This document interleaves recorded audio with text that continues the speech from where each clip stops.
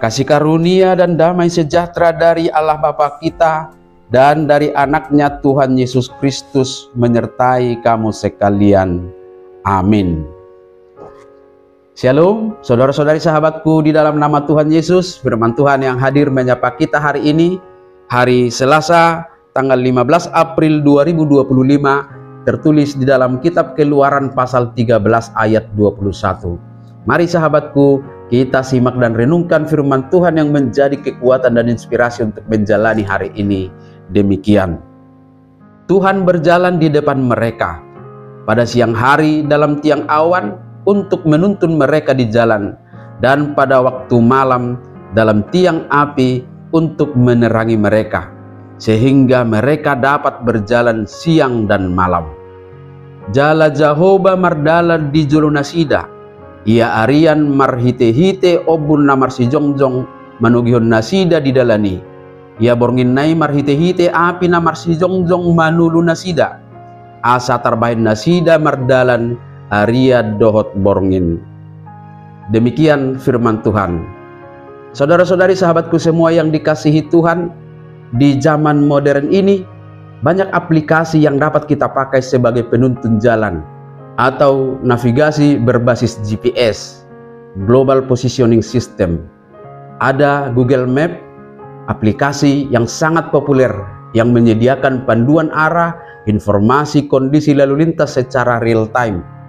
Ada Waze yang memungkinkan para pengguna saling berbagi informasi lalu lintas dan kondisi jalan secara langsung. Ada Apple Maps, ada Here We Go, ada Saijik yang menggunakan peta offline, dan banyak lagi yang lain yang memudahkan perjalanan kita.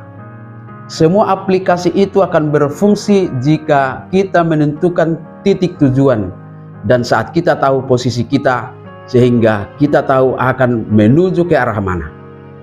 Bagaimana kalau kita tidak tahu kemana kita akan pergi, atau kita tidak tahu posisi kita di mana?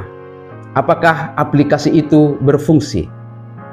Mari kita bandingkan dengan perjalanan umat Israel keluar dari perbudakan Mesir menuju tanah perjanjian, yang mereka sendiri tidak tahu arahnya kemana, di mana posisi mereka, sehingga tidak tahu harus melangkah kemana. Dalam kondisi inilah mereka membutuhkan panduan. Dan ternyata Tuhan hadir di tengah-tengah mereka dalam bentuk tiang awan di siang hari dan tiang api di malam hari, sehingga mereka dapat terus berjalan sekalipun dalam ketidaktahuan mereka ke arah mana harus berjalan.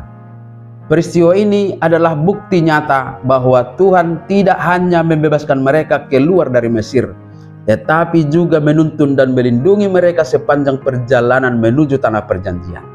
Sahabatku semua, seperti umat Israel dalam perjalanan menuju tanah Kanaan yang dituntun oleh Tuhan, hidup kita saat ini juga benar-benar membutuhkan navigasi atau tuntunan.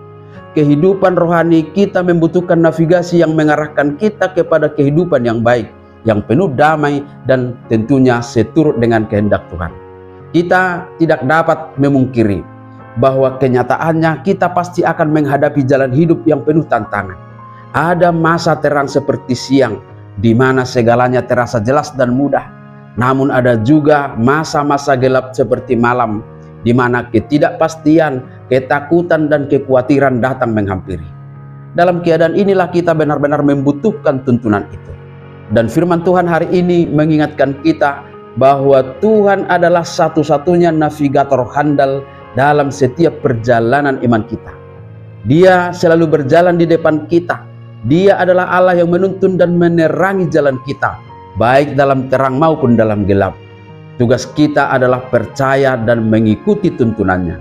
Memang kita tidak selalu dapat melihat cara kerja Tuhan secara langsung, tetapi yakinlah Dia tetap hadir lewat firman-Nya, mengarahkan kita menuju kehidupan yang sudah disediakannya bagi setiap orang yang setia kepadanya.